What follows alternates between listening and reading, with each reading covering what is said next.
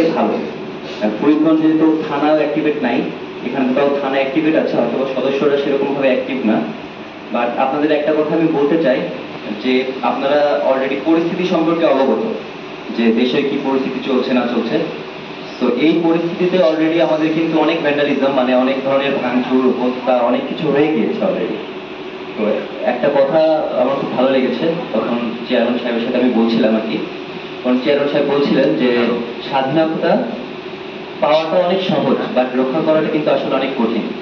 যেহেতু আপনারা বলছেন যে অনেকে 16-17 বছর ধরে বাক স্বাধীনতা অনেকের ছিল না, অনেকে দল করার সুযোগ পাননি, নিজে থেকে বের হওয়া বা একটা কিছু বলার সুযোগ পাননি, এখন যদি সেই সুযোগটা সৃষ্টি হয়েছে, নিজ নিজ জায়গায় নিজের যে দায়িত্বটা আছে, আপনারা সবাই দায়িত্ববান ব্যক্তিবর্গ দেখে আমার সামনে এবং উপজেলা নির্বাহী অফিসারের সামনে বসে আছেন।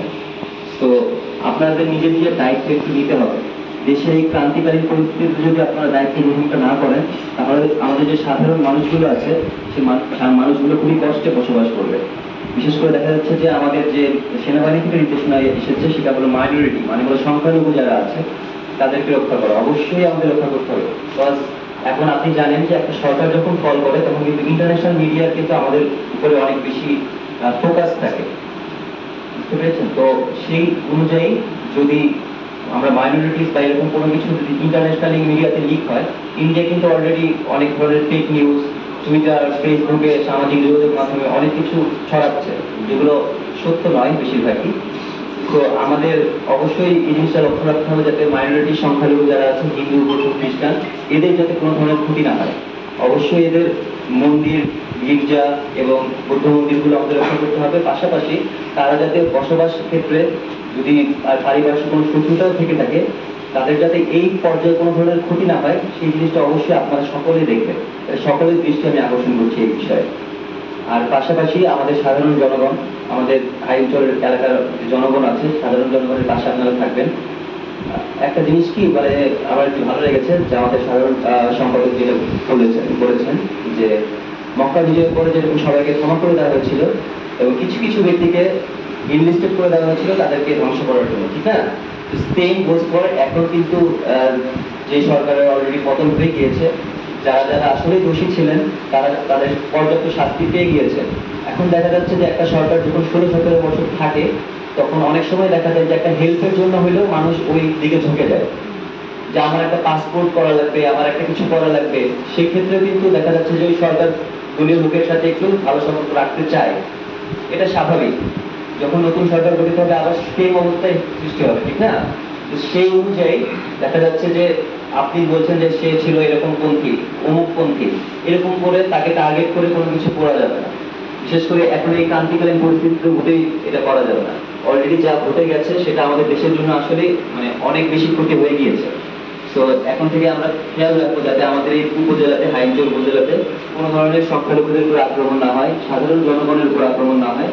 পাশাপাশি কোনো ধরনের হত্যা, ভাঙচুর, ডাকাতি এসব যাতে কোনো ধরনের ভাবে না হয়। এর জন্য আমি যারা সাধারণ সম্পাদক আছে, চেয়ারম্যান সাহেব আছে এবং অন্যান্য দলের সেক্রেটারি এবং সদস্যরা যারা আছেন, আপনারা নিজ নিজ দল গঠন করুন।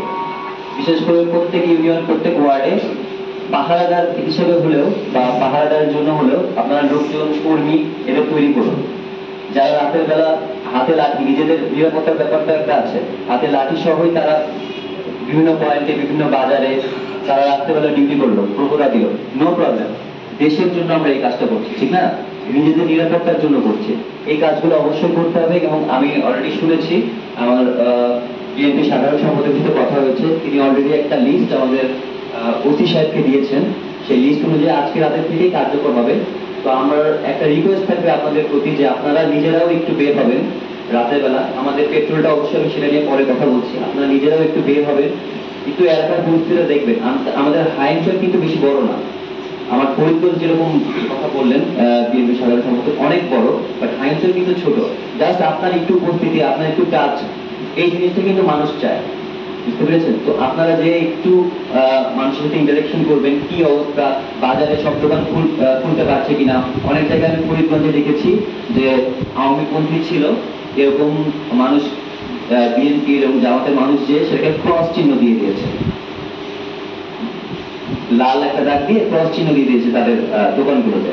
তাদের দোকান তালা বন্ধ করে দিয়েছে, চাবি তাদের কাছে নিয়ে গিয়েছে। তো এরকম কাজ করা যাবে না, কারণ দেখা যাচ্ছে কি মানে এগুলো তো সাধারণ মানুষ, আমি বললাম হয়তো বা তাদের কিছু সুবিধা ভোগের জন্য তারা ওরকম পন্থী ছিল, বাট তারা তো সাধারণ মানুষ, তাদেরকে যদি একদিন ব্যবসা করতে না দেন, তার পরিবার আছে, তার পরিবার না খেয়ে থাকে।